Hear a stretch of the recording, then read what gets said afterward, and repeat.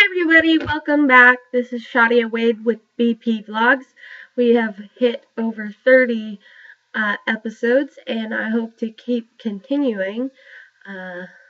Luckily, after a short sabbatical and some encouraging words, I was able to come back and hopefully those of you who view my vlogs continue to find them insightful or at least informative as to the lives of a person suffering with bipolar disorder.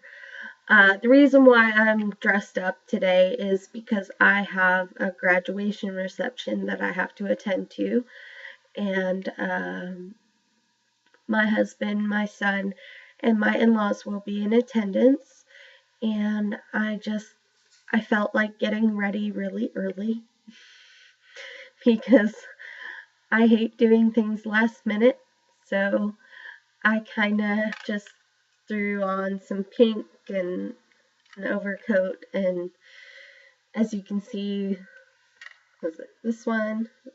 It's my little cameo, but it's of a dead woman. It's her skeleton with hair. I thought it was appropriate to wear at a funeral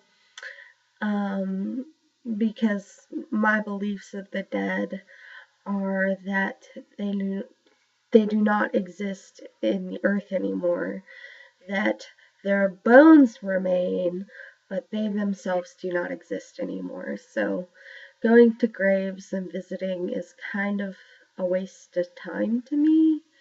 I do pay my respects at my father's grave every time I go to California just to clean it up and make it neat, so that those who do pay their respects, like my brother, are able to see it and have it be beautiful and well cared for.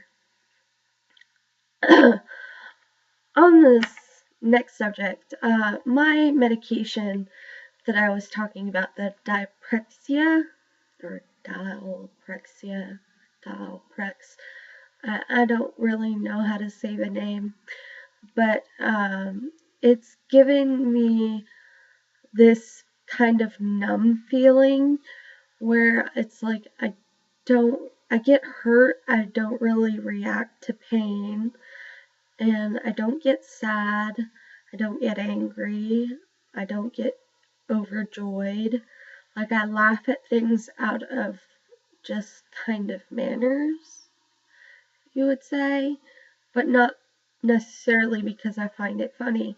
So it's very odd for me right now in this situation. I've written to my doctor explaining to him that the dosage that he prescribed has made me feel numb and that maybe we should lower the dosage, but it really is in his hands. I don't expect to hear back from him anytime soon, so in the meantime, I just have to deal with it.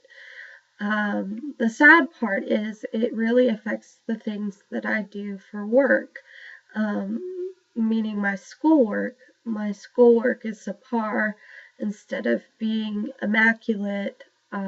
Like today, I turned in a play report for my intro to theater class and I noticed a typo and I just said, screw it.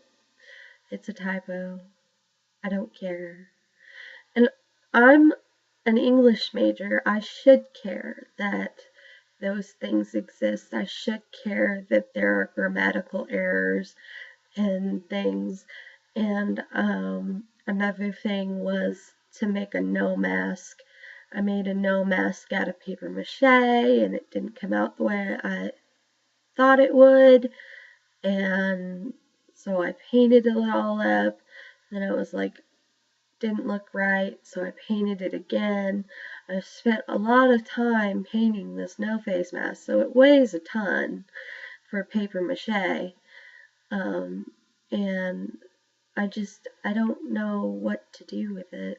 I'm going to turn it in for a grade on Friday, and hopefully she sees that I put in some effort, because I'm not a great artist whatsoever when it comes to somebody commissioning me to do a piece of work.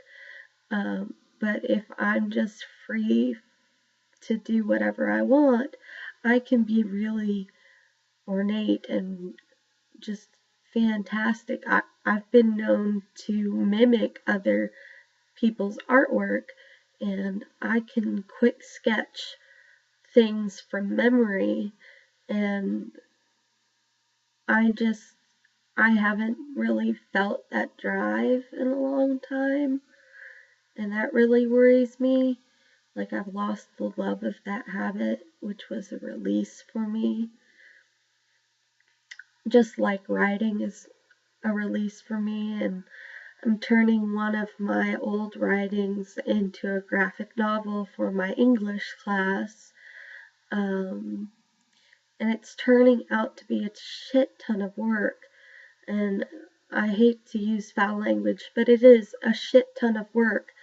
And like, I have the old transcripts which are handwritten. I have to type those out. Plus, I have to do an annotated bibliography citing sources that I've used, which I haven't really utilized sources at all.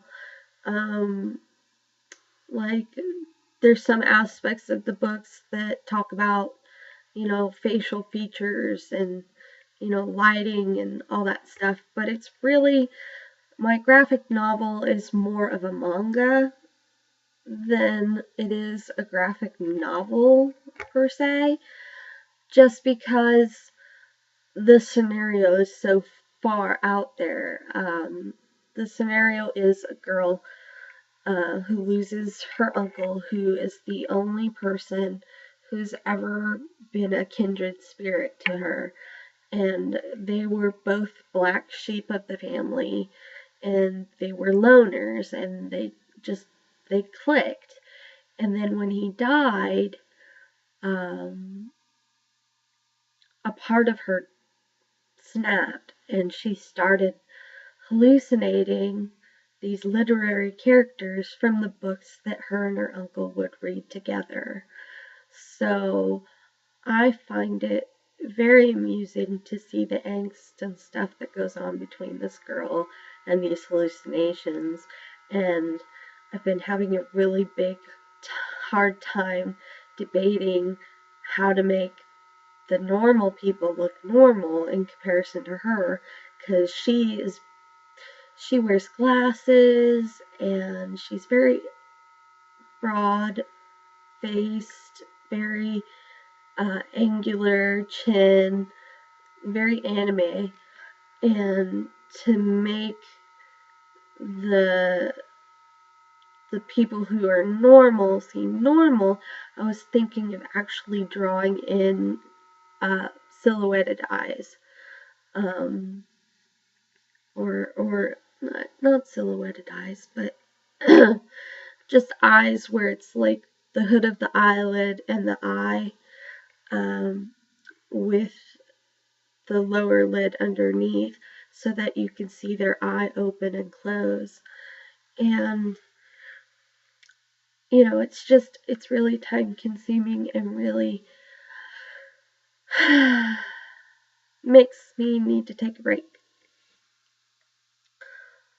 But I don't know, we'll see. Hopefully things will turn out well. I'll pass my finals. Even though I don't have to take a final, I have to turn in my work. That is a big deal, and I'm kind of dreading it. So, until I see you guys next time, stay tuned.